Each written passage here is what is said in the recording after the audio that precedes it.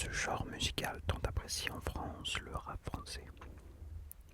Vous le savez sûrement, l'année 2015, vous le savez peut-être pas, l'année 2015 a vu naître dans le rap français les plus gros noms. C'est sûrement l'année qui a fait naître le plus de stars de ce rap français. On appelle souvent ça le deuxième âge d'or du rap français d'ailleurs. À partir de 2015, c'est l'année où il y a PNL qui commence à être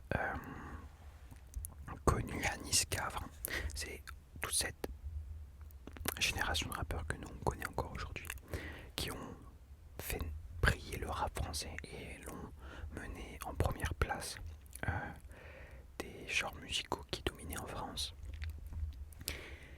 Et parmi ces têtes d'affiche, on avait un rappeur de Marseille qui a complètement cassé les codes.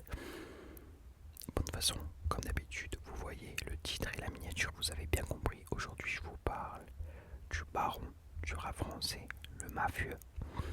Aujourd'hui, je vous raconte l'histoire de SCH. C'est parti. Alors, comme d'habitude, je vais commencer rapidement par vous raconter ce qu'on sait de sa petite vie.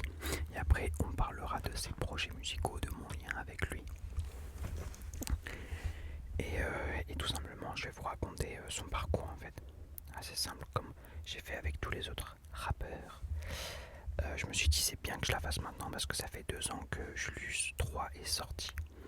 Donc, je pense que c'est le moment. Enfin, on devrait avoir un projet soit cette année, soit l'année prochaine. Je pense que cette année c'est possible, ça fait 2 ans et il me paraît assez productif.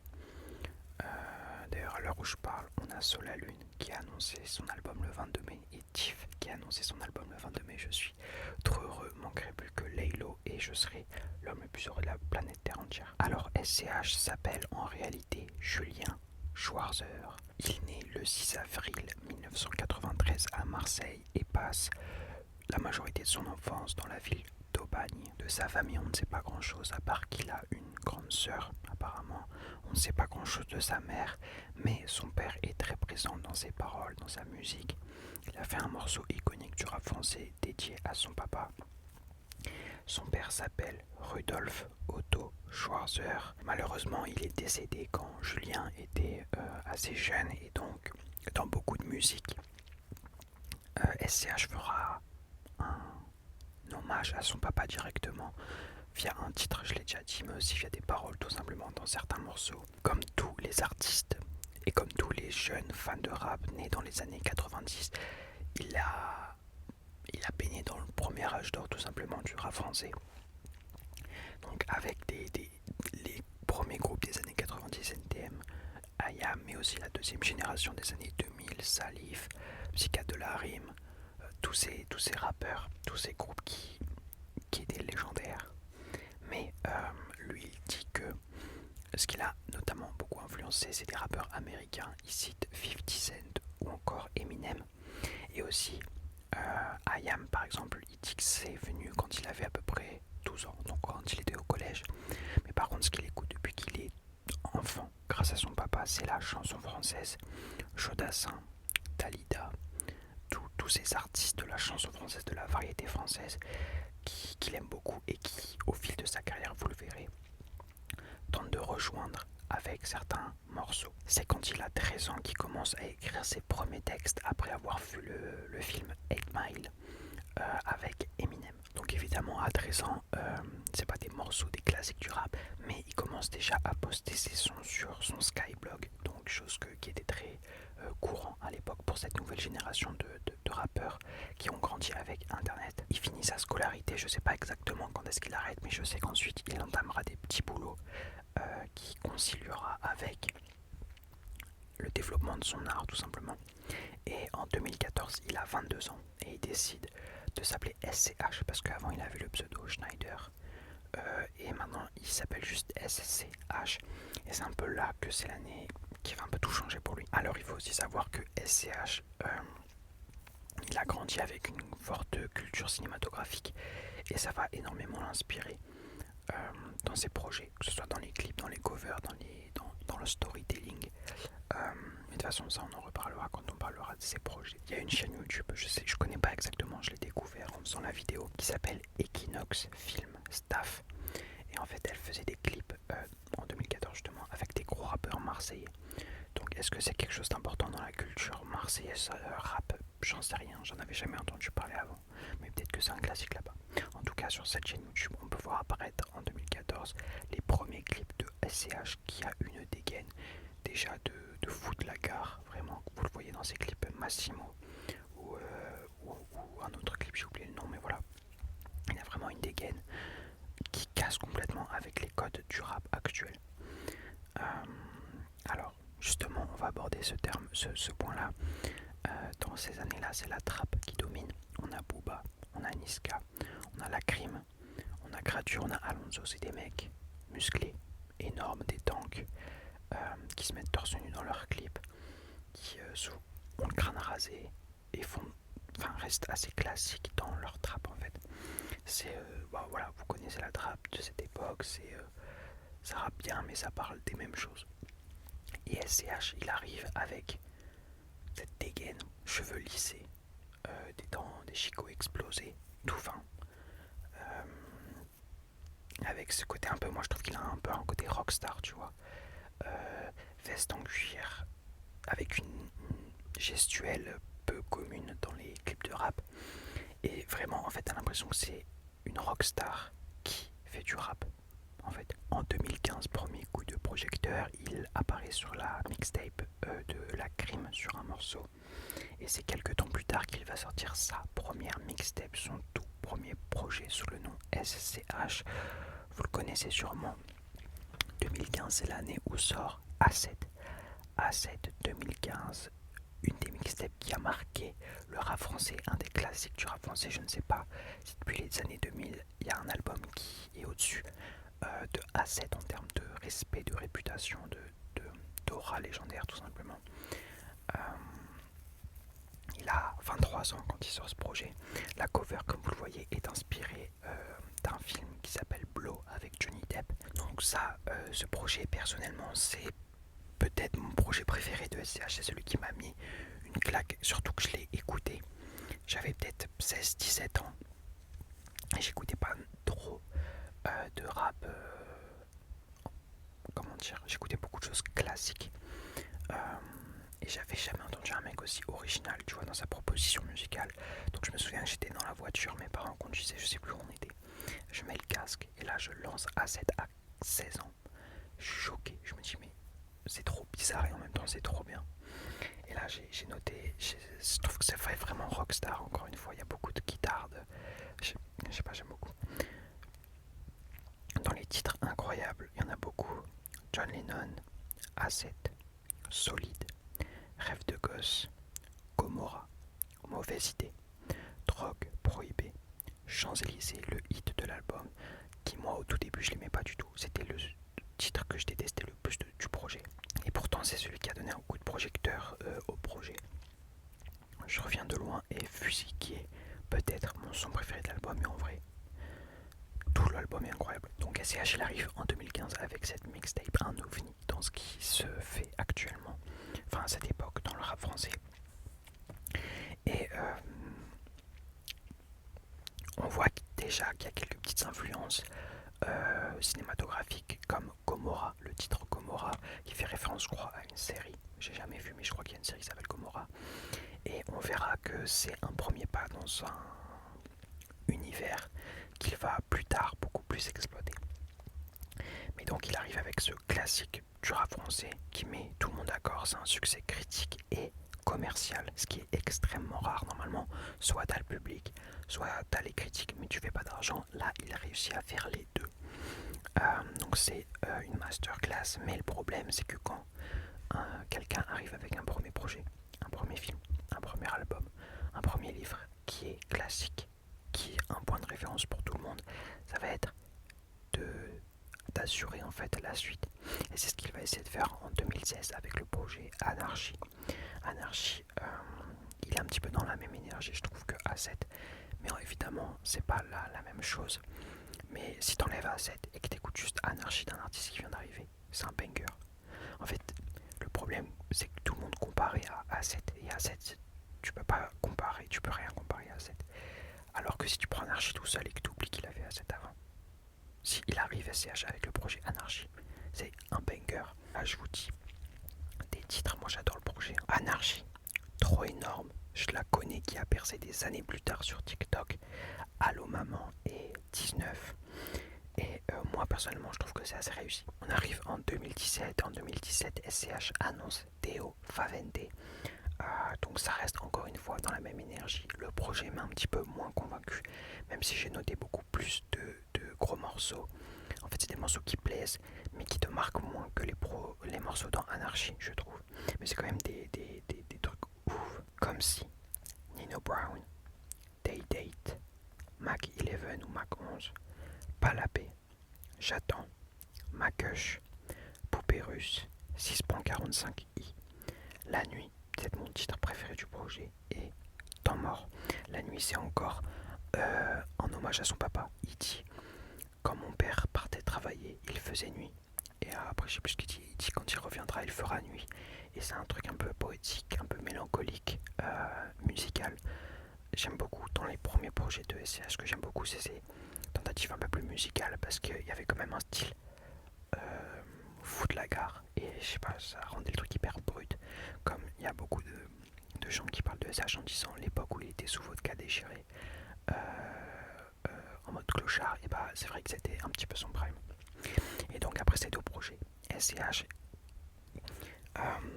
réfléchit parce qu'en gros le succès est évidemment moindre que sur A7 parce que c'est le point de référence des gens, mais il se dit ok, il faut que je fasse une rupture, il faut que je change de direction, sinon on va sans cesse me comparer à A7. Et donc il prend une nouvelle direction en 2018. Il annonce un projet à l'esthétique vraiment très marquée, très forte, l'esthétique visuelle. JVL IVS sort en 2018 et il apporte dans sa musique du storytelling, de la fiction avec un personnage inspiré de la mafia. Donc JVL IVS qui se lit Julius, vous l'aurez compris. Là on parle peut-être avec cet album du deuxième classique de la carrière de SCH. Comme le dit la vidéo Punchologue, il réussit à faire oublier A7 et donne un nouveau classique en fait pour ses auditeurs avec JVL IVS. Moi ce projet je l'adore aussi énormément, mais en fait j'ai remarqué que SCH, j'écoute jamais ses morceaux seuls. Je me refais quelques fois ses albums, mais à part ses hits, genre il n'y a pas beaucoup de morceaux que je réécoute parce que souvent c'est lent, tu vas avoir des voix qui parlent, tu vas avoir une instru qui finit jamais, enfin tu vois, c'est un truc quand t'écoutes l'album qui est incroyable, mais après quand t'es dans la voiture et que tu veux mettre une musique, tu vas difficilement mettre du SCH à part ces classiques, ces morceaux classiques. Mais bref, dans ces morceaux dingo, on a Fanny qui est ta mère, bon c'est écrit VNTM, mais on sait très bien. Pharmacie, ça c'est magistral, c'est une horreur, c'est un banger, ce son auto peut-être un de ses morceaux classiques ever. C'est donc le morceau qui est dédié à son papa. Mon daron s'appelait Otto, il n'aimait pas les poteaux. Ensuite on a eu Sky de Weller, qui est le premier titre de SCH que moi j'ai aimé. La première fois que j'écoutais l'album quand j'étais beaucoup plus jeune, enfin il y a quoi, on va dire 5 ans, j'aimais pas l'album, mais ce son là, je l'avais surkiffé. Parce qu'il a, pour le coup, je trouve vraiment une aura mafieux, tu vois. La petite enfin vraiment je l'adore. Si vous voulez écouter un morceau de SCH d'ailleurs, il y a sa playlist qui se trouve juste ici. Mais si vous voulez écouter un morceau de SCH, écoutez Skydweller. Ensuite on a Facile, on a Prêt à partir avec Nino. Ça c'est un featuring qu'on va retrouver quelquefois qui est terrifiant entre les deux. Mort de rire, Ivresse et NSI. Le code, Ciel rouge et enfin Bénéfice. Et pour le plus grand bonheur de ses auditeurs, SCH annonce qu'il s'agira d'une trilogie. JVL IVS aura un volume 2, aura un volume 3. Et donc c'est normal, après en 2019 tout le monde s'attend à un volume 2. Mais SCH surprend en annonçant un tout autre projet. En 2019 il annonce un album intitulé Rooftop qui n'a rien à voir avec la trilogie et l'univers de JVL IVS. Rooftop c'est un petit peu un projet entre les Julius pour respirer, pour faire d'autres choses, pour parler d'autres choses, parce que vous le remarquerez peut-être quand vous écoutez les albums, Julius c'est beaucoup d'introspection, c'est une écriture, une construction qui est vraiment cinématographique pour le coup, mais c'est moins libre en fait. Alors que là dans Rooftop, il a des sons comme Cervelle, All Eyes on Me, Mayday avec Nino, ça c'est aussi une horreur, c'est terrifiant comme son. Quand je dis horreur, c'est que c'est super. Petit cœur, dingue, tant pis, RAC, Paye, mon son préféré du projet, ça je l'adore. Interlude, tirer un trait. On a Baden Baden avec Kim, ce que j'ai noté parce que c'est sympa, mais je crois que j'écoute jamais en vrai ce morceau. Mais donc voilà, là il s'amuse un peu plus, enfin je sais pas s'il s'amuse, mais en tout cas il utilise un petit peu plus cette liberté qu'il avait pas pour forcément sur les projets Julius, et moi franchement je trouve que c'est pas mal. Il y a beaucoup de sons que j'aime de ce projet, et je pense que je vous ferai un classement à la fin des projets que je préfère. Là pour l'instant je pense que c'est A7, Julius 1 et Rooftop, mon classement. Voilà, donc je dis que je le faisais à la fin, je l'ai fait immédiatement après. Après ce projet qui donne un petit peu à manger aux auditeurs en attendant le deuxième volume, il faudra attendre 2 ans et prendre son mal en patience avant que SCH annonce son prochain projet, Julius. Mais un an après Rooftop, on retrouve SCH sur un morceau que vous avez peut-être entendu en 2020, un projet collectif, bande organisée. Oui, Magaté. En 2020, SCH explose les records avec son couplet. C'est lui qui ouvre le morceau, bande organisée. Et c'est probablement le plus gros hit du rap français. Et là, SCH, en plus en étant premier sur le morceau, va exploser sa visibilité. Tout le monde va le connaître. Tous les gens qui ne sont pas dans le public rap, qui n'écoutent pas forcément de rap, vont connaître ce SCH qui est, vous le remarquerez dans les paroles, qui n'a rien à voir avec notamment les DA Julius. Et donc il va avoir son public rap de base qui l'adore. Et là il va y avoir des gens, c'est un peu comme quand les youtubeurs passent à la télé. Ils rentrent dans une nouvelle catégorie. C'est là où les darons notamment le reconnaissent. Et bah là, avec bande organisée, SCH se fait reconnaître par des gens qui n'écoutent pas de rap. Et donc, bon, ça explose ses chiffres, mais ça va un petit peu l'influencer sur son prochain projet Julius 2, qui est beaucoup plus ouvert que tous ses autres projets. Donc en 2021 sort Julius 2. On a des bons morceaux de rap, honnêtement. Marché Noir, Fournaise, Aluminium, Manshaft avec Frisk Corleone, Grand Bain, Crack, Assos, Corrida, Plus rien à se dire, Mafia, Loup Noir, il a fait sur Color, ça je me souviens, et Tempête. Donc tout ça c'est des morceaux qui font dans la DA de SCH mais qui sont plus classiques. C'est du bon rap, sur des bonnes instrus qui respectent l'univers, mais il n'y a pas de tentative un petit peu... comment dire, c'est pas pareil en fait.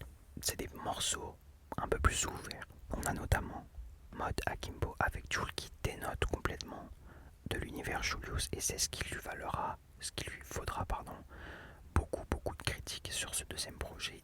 C'est peut-être le projet le moins aimé de la trilogie. Il y a quand même des très bons morceaux, mais bon, c'est sûr que c'est moins marquant en fait, même si ça reste des très bons morceaux. Et je trouve moi qu'à partir de là, tu sens dans sa manière d'interpréter que c'est pas le même ACH qu'au début. Tu sens qu'il s'est un petit peu embourgeoisé, c'est normal, étant donné qu'il a percé, qu'il est sûrement très riche et qu'il a un train de vie qui est pas du tout pareil avec A7. Mais tu sens dans sa façon d'interpréter qu'il se pose plus en mec et qui a réussi et qui est un boss. Je trouve que c'est plus calme, c'est une voix plus grave, plus posée. Alors que dans ses premiers projets, tu sens que c'était le petit jeune qui a envie de tout niquer. C'est pas forcément pour me déplaire, c'est juste un changement que j'ai remarqué. Et il faudra encore une fois attendre 2 ans avant de revoir un projet de SCH. Nous sommes en 2023 et quand il annonce la mixtape Autobahn, tout le monde croit à une suite directe de A7. Pourquoi? Parce que c'est la deuxième mixtape qu'il fait. A7 était la seule mixtape, tout le reste c'est des albums, et là c'est une nouvelle mixtape Autobahn, liée à la voiture, liée à l'autoroute, autoroute A7, autoroute Autobahn qui se trouve en Allemagne, c'est l'autoroute où il n'y a pas de limitation de vitesse. Et donc tout le monde attend beaucoup de cette mixtape. C'est encore une fois comme Rooftop, un moyen pour lui de tenter d'autres choses, d'être un peu plus libre dans ce qu'il propose et de proposer du rap sans avoir cette ligne directrice à suivre. Il y a beaucoup de bons sons. Leaf, j'adore. Niobe, je sais pas comment on dit Niobe, ouais, j'adore. Marginaux, j'aime un peu moins avec Dinos, mais ça va. Autobahn, j'adore. Vivienne Westwood, j'adore. Transmission automatique avec Solalune. Ça m'a touché en plein cœur quand j'ai vu Solalune sur un projet de SCH. Je me suis dit, ok, ce projet-là veut pas péter les scores comme Julius 2. Blue Bahamas, Lilou Dallas, 83 000, Blanc Bleu, Act, je trouve qu'il me fait un peu penser au son de A7. Ce côté refrain un peu métallique, je sais pas comment le dire, mais allez écouter le son, écoutez la mixtape A7. Je trouve qu'il a voulu refaire du SCH d'A7, à mon avis, mais ça marche. Comme avant, et un son bonus, dernière ligne droite avec Laylo. Et pareil, ça, lui, ça fait 5 ans, on le voit pas, mon artiste de cœur. Je sais pas ce qu'il fait, gros, il me rend. Glenda, il a quasi 30 balais, le frérot, je crois qu'il a 33 ans. Il a fait un bon album quand il a enfin réussi à parser. Enfin, il a fait Trinity, il a fait Anderson. Et là, je me suis dit, putain, il va nous faire des dingueries maintenant qu'il est au top. Et bah non, il disparaît pendant des années, c'est top. Bref, on n'est pas là pour parler de lui. Donc 2023 Autobahn, il revient en 2024 et annonce un projet dans l'univers de Julius. Tout le monde croit au volume 3. Eh bien non, c'est un préquel. Donc qui est censé un petit peu expliquer son histoire avant Julius 1. Là encore on a des sons majestueux et j'adore ce projet. L'intro préquel est incroyable, crois-moi. Garcimore, Cannelloni, quoi, mon morceau préféré du projet avec Beaux-Arts, qui est aussi mon morceau préféré du projet. Balafre, Gris, Ciel Bleu, Jimmy Twice, Hell's Kitchen, Calabre, incroyable. Et enfin son bonus adorable. Alors, moi j'ai ma petite théorie sur ce projet, mais il est incroyable, honnêtement. Il est au level pour moi de Julius 1. Il surpasse Julius 2. Et je le préfère peut-être à Julius 3, mais je ne suis pas sûr. Attendez. Je trouve que ce qui est cool, c'est que ce qu'on retrouve dans ce projet qu'on ne retrouvait pas dans Julius 2 ou dans Autobahn, c'est qu'il fait des tentatives. Et que chaque morceau a une âme. Tu sais, quand tu écoutes des morceaux, tu sens si c'est calculé ou si c'est quelque chose de naturel. Flashback, Fave et Gazo, loin de moi l'idée de tout savoir, mais ça me semble pas du tout naturel. Mais là, je trouve que tous les morceaux sont justes.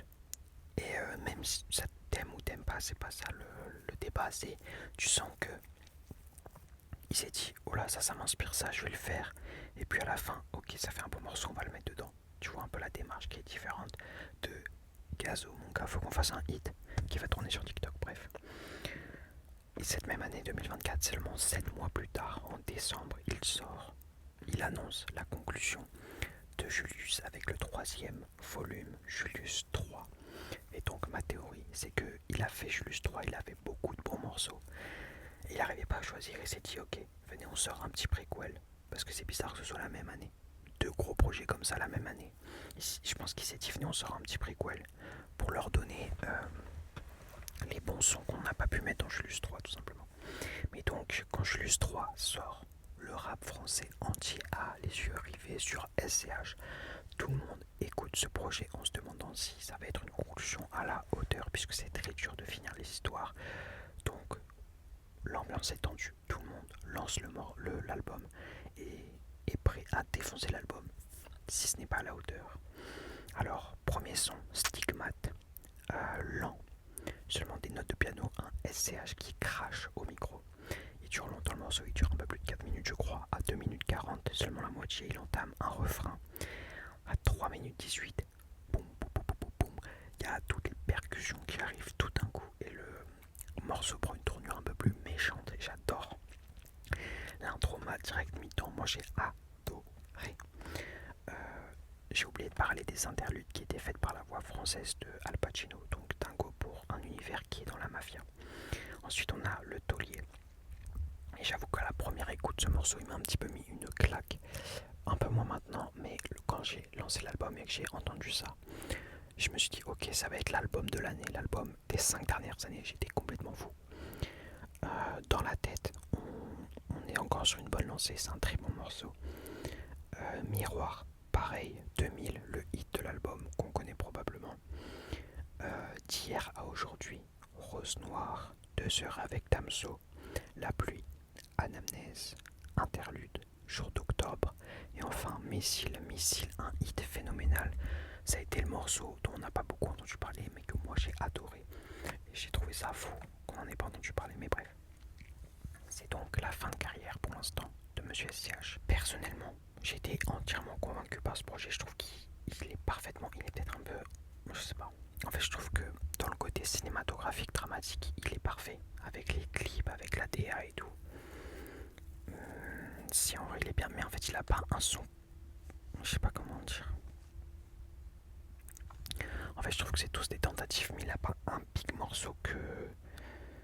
Tu vois, le morceau qui m'a fait le plus d'effet, c'est 2000. 2 heures avec Damso. Bon, s'il a peut-être La pluie, mais encore. Tu vois, il a pas un auto. Il a pas un. Je sais pas, mais un truc qui est méchant et qui met tout le monde d'accord, tu vois, un truc rap. Mais c'est quand même un très bon projet. Moi j'ai adoré. Et en fait, je me dis, qu'est-ce qu'il va faire maintenant? On a Lumière Blanche, la conclusion de l'album, qui est un petit peu plus de la chanson française. Et j'ai écouté son interview avec Mehdi Maizi sur France Inter, et il parlait de peut-être se diriger un peu vers ça en trouvant un point d'équilibre entre le rap et la chanson française. Donc à voir ses prochains projets. Il fallait que je fasse cette vidéo avant qu'il sorte un nouveau projet, parce que en vrai c'est un peu la fin du personnage de SCH. En vrai c'est un peu la fin du personnage de SCH avec Julius 3. On sait pas du tout quelle va être la prochaine proposition musicale. C'est la fin de cette vidéo. J'espère qu'elle vous a plu. Si vous voulez que je vous raconte l'histoire d'un autre artiste rap ou d'un autre artiste tout court, dites-le moi en commentaire, je l'ajouterai à mes notes. J'espère que la vidéo vous a plu. Si c'est le cas, faites-le moi savoir. On se retrouve dans les prochains jours pour de nouvelles vidéos. C'était Monsieur H.